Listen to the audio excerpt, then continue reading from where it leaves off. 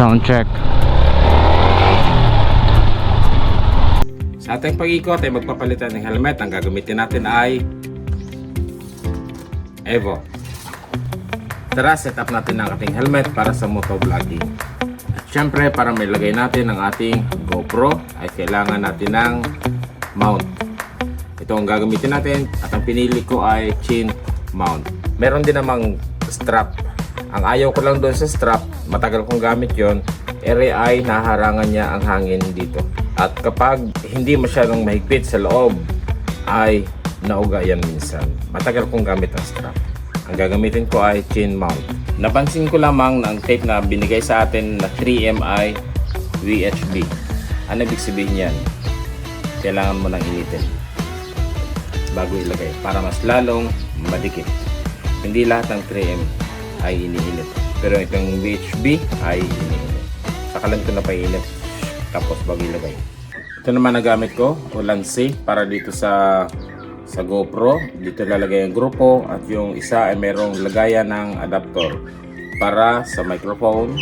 Nang sa ganun ay pwedeng naka-charge at the same time ay pwedeng merong microphone na magagamit. Ganito ang setup niyan, lalagay rito sa loob.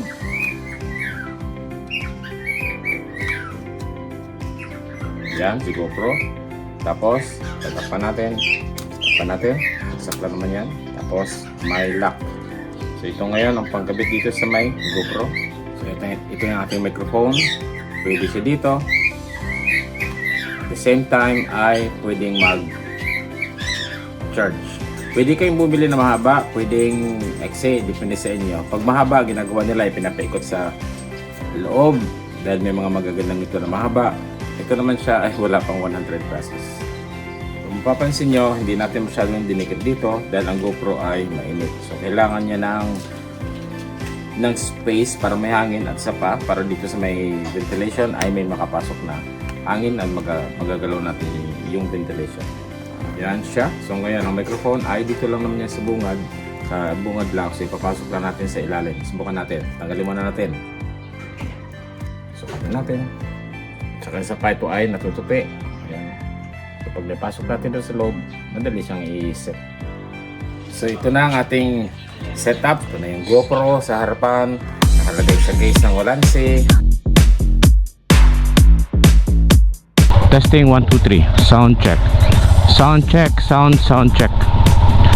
Sound check. Sound check. Sound check.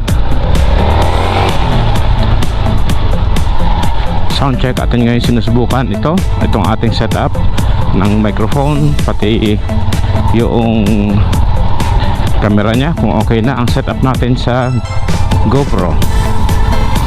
So sinusubukan ko sa labak-labak para malaman natin kung bago o hindi. Tingnan natin. So mukhang pwede na bumiyahe. Ayos na yata ang mamaya makikita natin kung ito ay ayos na. Sound check, sound check. Sound check. Okay, sound check, sound check. Sound check. Sound check, sound check. Sound check, sound check. So yan, nakita natin na maganda ang setup natin. Ayos na siya.